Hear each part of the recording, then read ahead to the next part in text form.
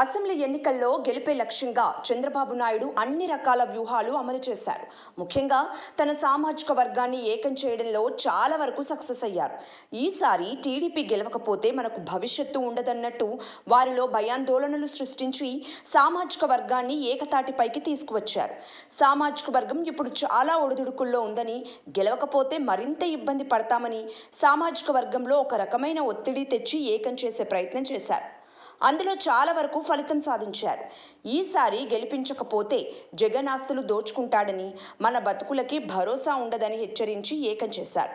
కమ్మ సామాజిక వర్గాన్ని రెచ్చగొట్టి జగన్ మళ్ళీ వస్తే మన వ్యాపారాలు, మన ఆస్తులు మనకు మిగలవని, జగన్ కావాలనే మన సామాజిక వర్గాన్ని టార్గెట్ చేస్తున్నారన్న భయాందోళనను కల్పించి కమ్మ ఓట్లని ఏకపక్షంగా సైకిల్కి పడే ప్రయత్నం చేశారు.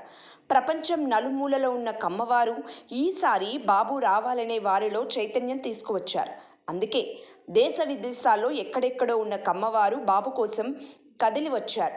టీడీపీకి ఈసారి ఓటేయకపోతే మనం నష్టపోతామని భావించి ఆ సామాజిక వర్గంలో అత్యధిక శాతం బాబుకి అండగా నిలిచారు. అలాగే వారంతా ఏకమయ్యారనే హైప్ క్రియేట్ చేయడంలోనూ బాబు సక్సెస్ అయ్యారు. కమ్మ సామాజిక వర్గంలో ఒక రకమైన అభద్రతా భావం తీసుకొని వచ్చి సామాజిక వర్గాన్ని తనకు అనుకూలంగా మార్చుకున్నారు. మనం ఉంటేనే మన భవిష్యత్తు అని చెప్పి ఓట్లు సాధించడంలో సఫలమయ్యారు.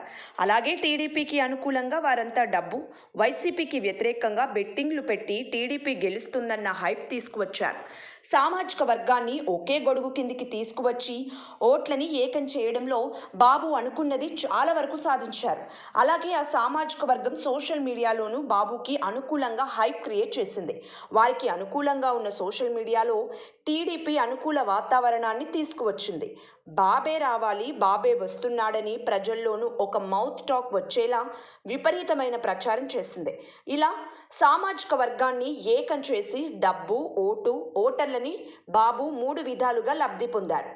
5 ఏళ్లు విపక్షంలో ఉన్న బాబుకి తన సామాజిక వర్గం నుంచి ఆర్థికంగానూ భారీగా ప్రయోజనం కలిగింది.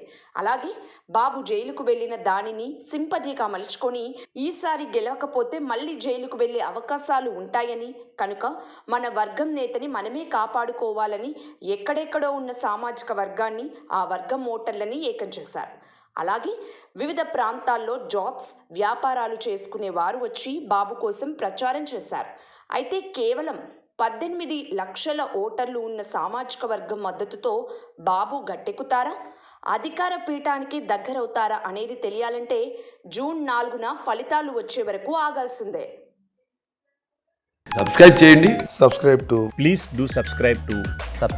Please like, share and subscribe to top Telugu TV. Top Telugu TV. Top Telugu TV.